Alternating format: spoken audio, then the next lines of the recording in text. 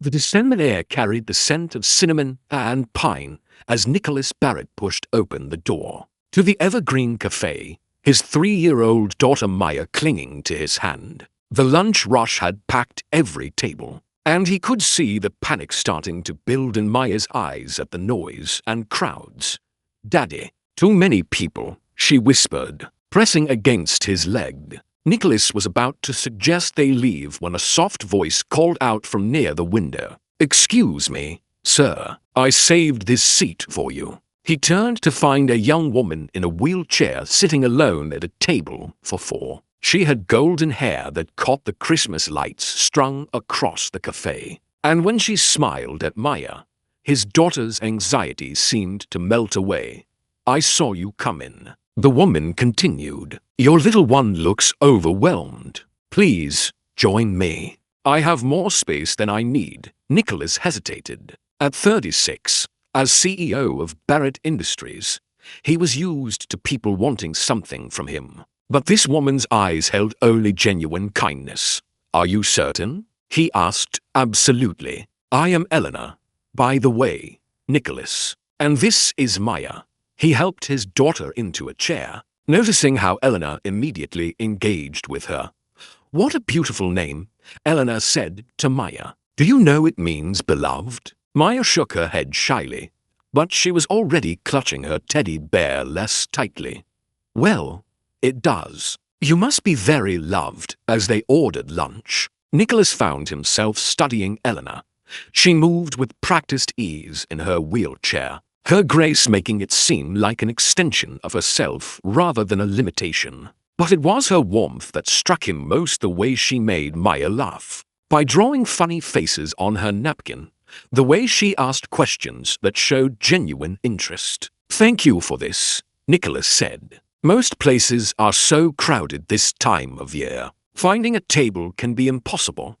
"I know," Eleanor said with a knowing smile. "That is why I always come early and claim a bigger table than I need. You would be surprised how many people walk right past someone in a wheelchair, assuming we want to be alone." There was no bitterness in her voice, just matter-of-fact observation. "That must be lonely," Nicholas said quietly. "It can be. But days like today make it worthwhile. I get to meet interesting people," she turned to Maya, "and make new friends. Right, Maya?" Maya nodded enthusiastically, showing Eleanor her teddy bear. "This is Mr. Snuggles. He was scared of the noise too."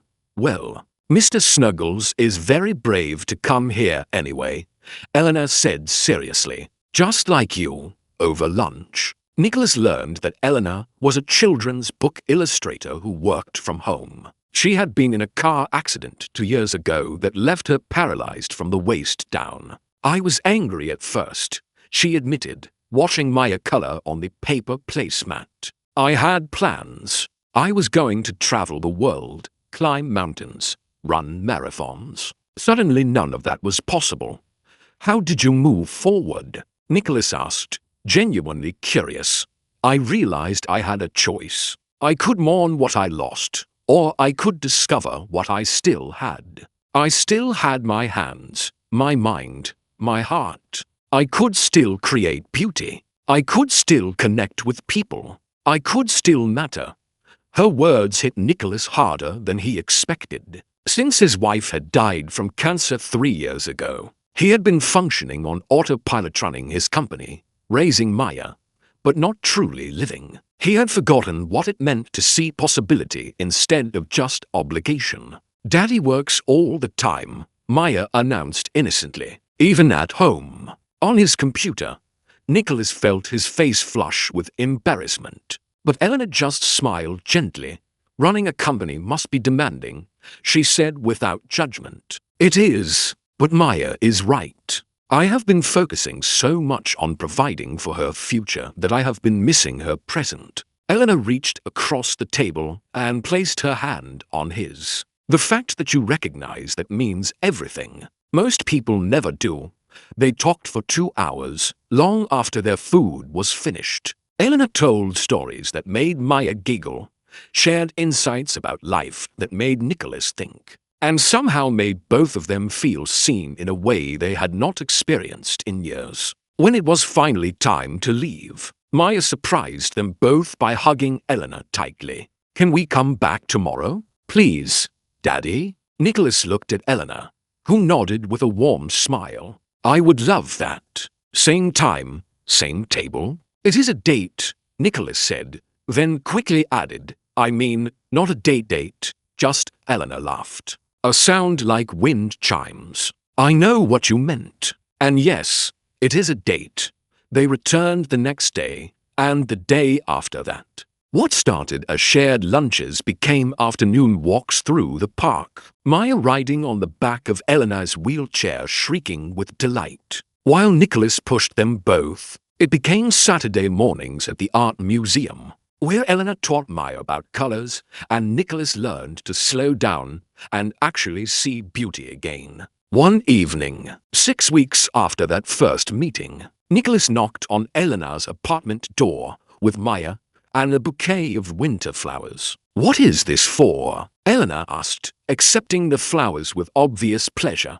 "For saving that seat," Nicholas said. "For saving us, really." Eleanor invited them in, and while Maya played with the art supplies Eleanor always kept on hand, Nicholas and Eleanor talked in the way they had grown comfortable doing, honest, deep, real. "I need to tell you something," Nicholas said. "I have been afraid to be vulnerable since my wife died. I built walls around myself and Maya, thinking that was protection. But you showed me that walls do not protect, they isolate. You taught me that real strength is staying open even when life has hurt you." "Nicholas, I am falling in love with you, Eleanor. Not despite your wheelchair, not because of some savior complex, but because of who you are. You are the kindest, strongest, most genuine person I have ever met. You make Maya laugh. You make me want to be present instead of just productive. You make me feel alive again." Eleanor's eyes filled with tears. "I need you to understand something. Dating me means accessible restaurants, ramps instead of stairs, stares from strangers. It means patience on hard days when my body does not cooperate. It means I get to love you." Nicholas interrupted gently. "Everything else is just logistics." "I am falling in love with you too," Eleanor whispered. "Both of you. But I was afraid you were just being kind. That eventually you would realize you could find someone less complicated." Nicholas knelt down beside her wheelchair and took her hands. "You are not complicated. You are extraordinary. You see people when they are invisible. You create joy in spaces filled with judgment. You turned a chance encounter in a crowded cafe into the best thing that has happened to us in years." Maya, sensing something important was happening, abandoned her drawing and climbed into Eleanor's lap. "Are you going to be my new mommy?" Eleanor looked at Nicholas, who nodded encouragingly. "Would you like that, sweetheart?" Eleanor asked, smoothing Maya's hair.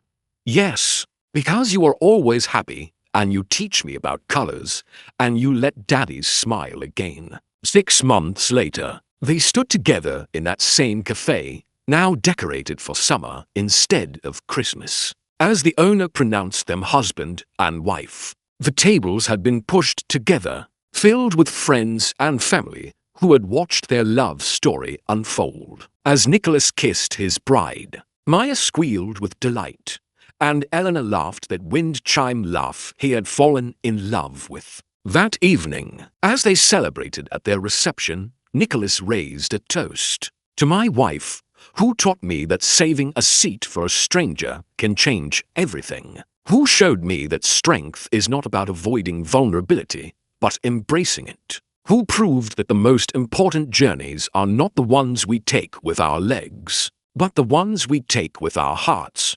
Eleanor wiped away tears. "To my husband, who saw me instead of my wheelchair. Who chose love over convenience. Who showed Maya and me that family is not about perfection, but about showing up, even on the hard days."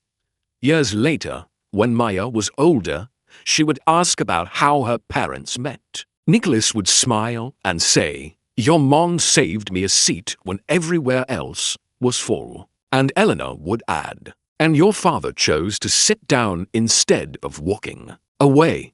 Because sometimes the greatest love stories begin not with grand gestures, but with simple acts of kindness from someone who chooses to see us when the rest of the world looks away. If this story touched your heart, please like, share, and subscribe for more stories about choosing love over fear and connection over convenience. Leave a comment about a time when a small act of kindness changed your life. Your story might inspire someone to offer their own seat today.